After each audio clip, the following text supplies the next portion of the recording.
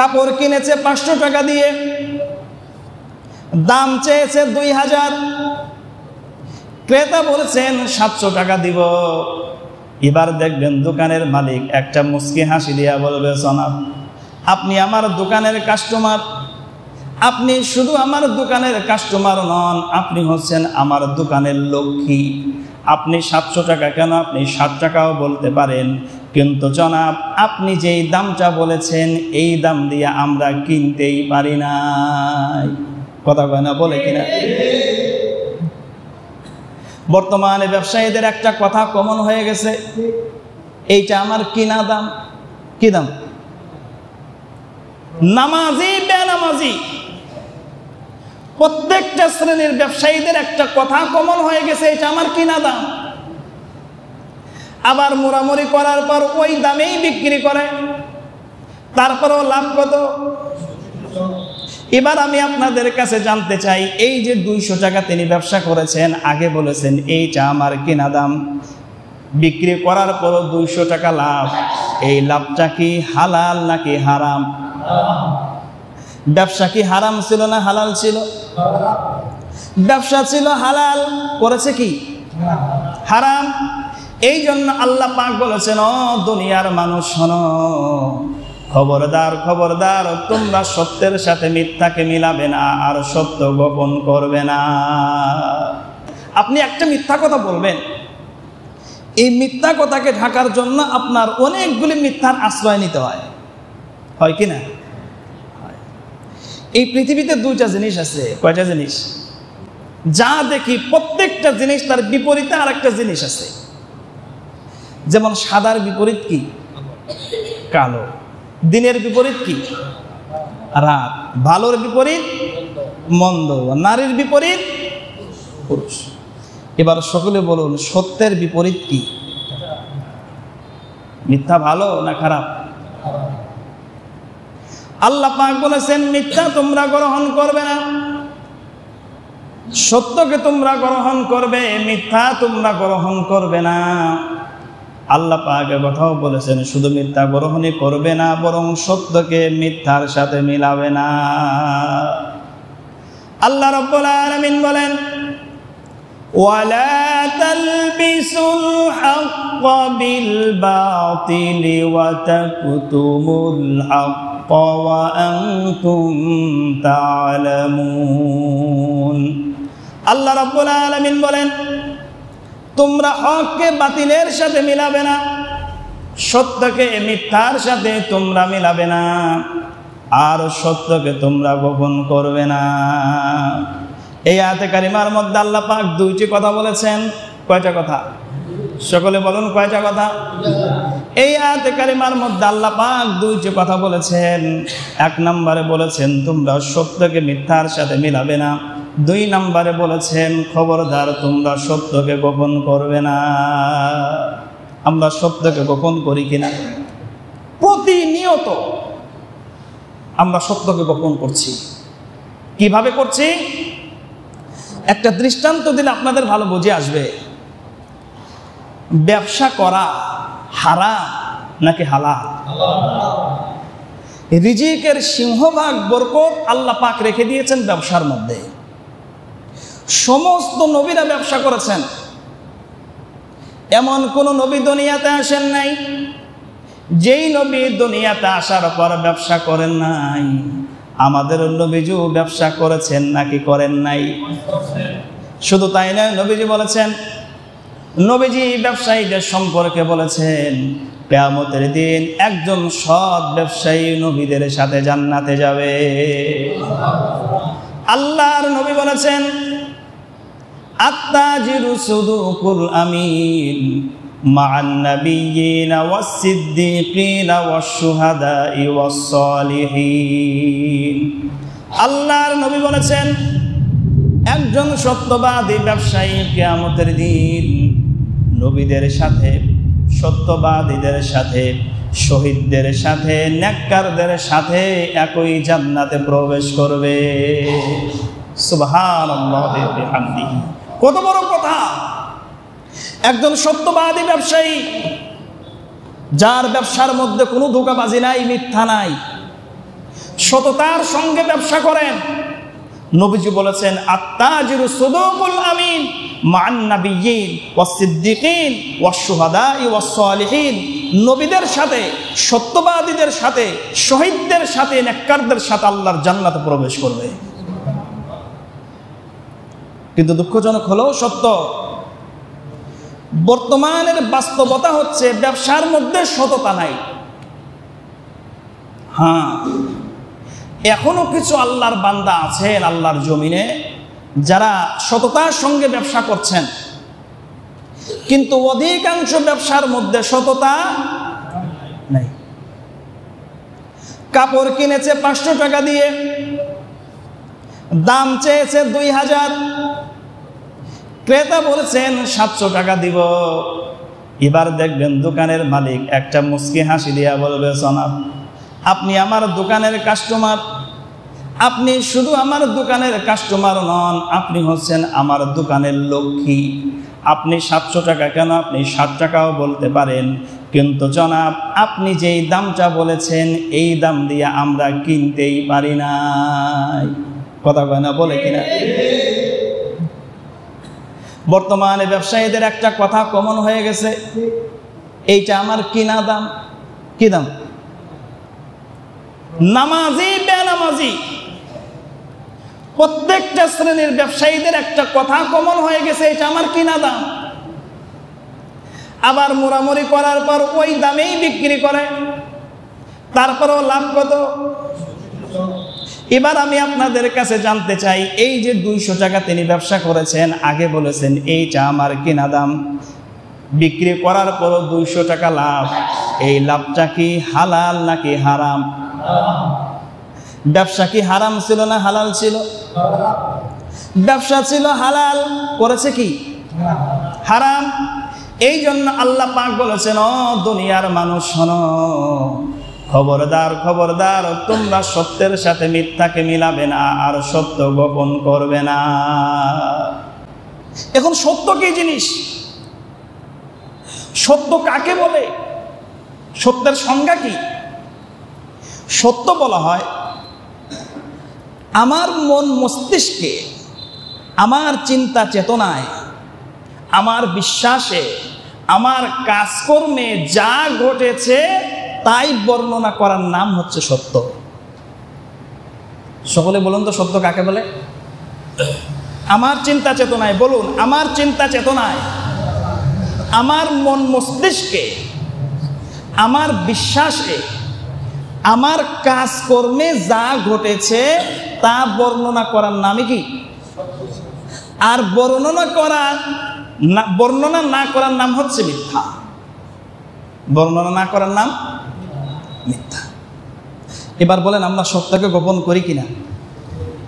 ফাঁসির আসামি, আমি সাক্ষী দিয়েছি, আমার সাক্ষী দেওয়ার কারণে ফাঁসির আসামির বেকসুর খালাস।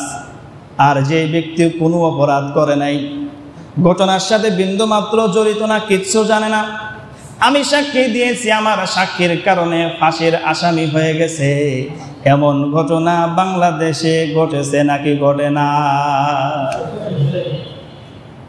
যারা সত্যকে গোপন করে এবং নিরপরাধ মানুষকে যারা অপরাধী বানায়, আল্লাহ পাক তাদের সম্পর্কে বলেছেন। আল্লাহ রাব্বুল আলামিন বলেন, وَمَن يَكْسِبْ خَطِيئَةً أَوْ إِثْمًا ثُمَّ يَرْمِ بِهِ بَرِيئًا فَقَدِ احْتَمَلَ بُهْتَانًا وَإِثْمًا مُبِينًا।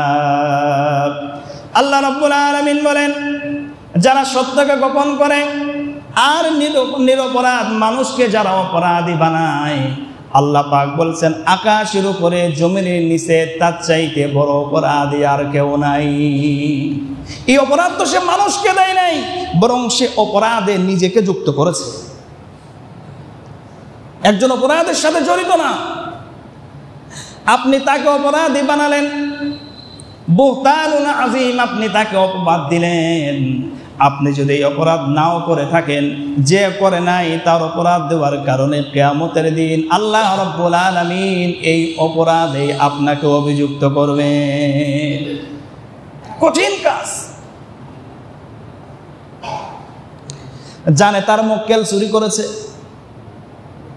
জানে তার মক্কেল অন্যায় অপকর্ম করেছে, চুরি করেছে, ডাকাতি করেছে, ছিনতাই রাজধানী করেছে, দেশের অর্থ লুটপাট করে বিদেশে পাঠিয়েছে, দিবালোকে মানুষকে হত্যা করেছে, জানে। তারপরেও কিছু অর্থের লোভে আদালতে দাঁড়িয়ে কিছু মানুষ চাঁদাবাজি করে নাকি করে না? জোরে বলুন, করে কিনা?